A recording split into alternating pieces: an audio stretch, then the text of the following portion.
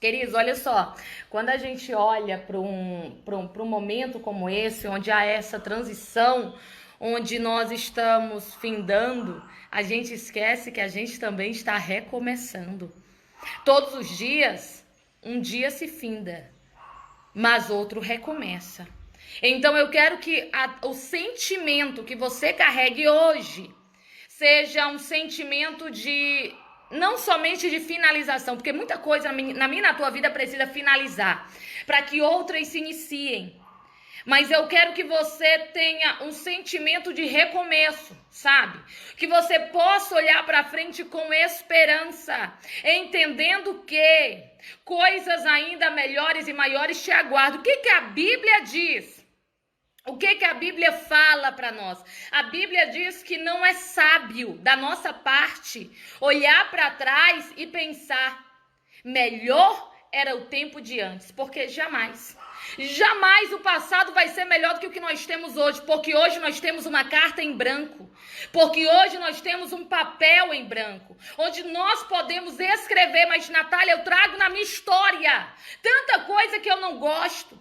Eu trago na minha história tanta coisa que eu não aprecio, tantas lembranças, tantas histórias, tantos acontecimentos que eu nem gostaria de ter vivido. Tudo bem, mas a partir de hoje, do teu dia, agora, as tuas ações, os teus pensamentos, as tuas palavras, os teus posicionamentos te dão a oportunidade de construir algo melhor, de viver algo melhor, de alcançar algo melhor. No passado nós não podemos mudar nada, mas o nosso presente, queridos, não tem esse nome por acaso. É verdadeiramente uma dádiva de Deus para a nossa vida e a gente precisa aproveitar isso. Tem gente que hoje está com o coração frustrado, entristecido, cansado. Por quê? Porque você olha e vê que a tua vida não está do jeito que você gostaria. E realmente é de lamentar quando nós olhamos para a nossa vida e entendemos, tantas coisas aconteceram, ou eu até mesmo escolhi tantas coisas que não me fizeram bem, eu cometi tantos erros, pessoas erraram tanto comigo e eu estou triste por causa disso. Tudo bem, mas o que você vai fazer com isso? Qual é o teu posicionamento em relação a isso?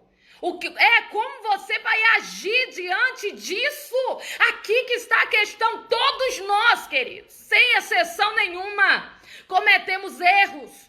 Todos nós passamos por situação onde alguém erra conosco, sabe? Todos nós, você, quem está me ouvindo aí do seu lado, quem está escutando essa mesma mensagem do outro lado do mundo, todos nós passamos pelas mesmas situações. Mas é como nós nos posicionamos diante delas que fará toda a diferença na nossa vida. E eu quero que você aí do outro lado entenda, o passado não pode ser mudado, mas o presente pode e deve ser vivido com esperança, com fé. Você está entendendo? Com fé. Para quê? Para que dias melhores você possa alcançar, realizações melhores na sua história. Há algo que você, sabe, não aprecia tanto, então faça algo novo. Sabe o que eu acho lindo? A palavra do Senhor vai nos falar a respeito de um homem chamado Salomão. E a Bíblia vai nos dizer que Salomão, ele vai vir com um passado que antecede a ele mesmo na sua história.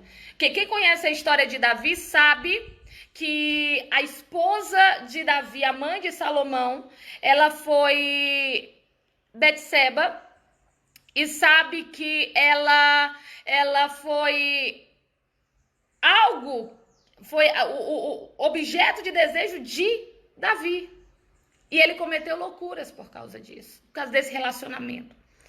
A ponto de, além de cometer adultério, ainda assassinato. E o fruto do relacionamento dos dois, logo após a perda da primeira criança, vai ser Salomão. Ou seja, Salomão trazia sobre si uma história que ele não tinha culpa. Salomão trazia uma história de erros que ele não cometeu. Você tá entendendo? E às vezes a nossa história tá repleta de situações assim, onde a gente carrega algo que nós não geramos, onde a gente, sabe, tem erros na nossa história que não foi a gente que cometeu, ou são consequências de algo que não foi a gente quem fez, mas tá lá. E a gente não gosta porque não é bonito. É um passado que não é bonito, é uma história que não é bonita, são acontecimentos que não são agradáveis. Ah, Natália, isso acontece na vida de todo mundo tem alguma coisa que, sabe, alguma coisa que você olha e diz assim, meu Deus, como eu queria que isso não fizesse parte da minha história. Até porque nem fui eu que fiz isso, nem fui eu que gerei, ou foi uma situação que eu não tive culpa, ou qualquer coisa do tipo. Você tá entendendo? Pois é, mas sabe o que eu acho interessante? Quando nós olhamos para Salomão, nós vamos ver que a história de Salomão, ela vai ter um passado que o antecede. Mas a vida de Salomão, a caminhada com Deus, o que Deus faz na vida de Salomão, o que Deus entrega para ele, vai ser mais marcante do que qualquer outra coisa. Deixa eu falar aqui uma coisa. Ei, o Senhor, o nosso Deus, ele não escreve o nosso presente olhando para o nosso passado. Isso eu acho tremendo.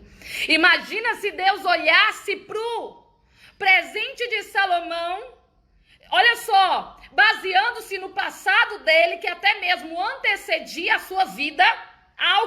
Eu tô falando do relacionamento entre seu pai e a sua mãe, da maneira errônea que começou. Você tá entendendo? Imagina se Deus olhasse para o passado de Salomão e isso fosse uma base para ele decidir o que viria ou não sobre Salomão. As bênçãos ou não que Salomão receberia, mas Deus, ele não escreve o nosso presente, o nosso futuro olhando para o nosso passado, e eu quero que você entenda a importância disso. O passado, ele nos traz experiência, mas ele não pode ser um excesso de bagagem na minha e na tua vida.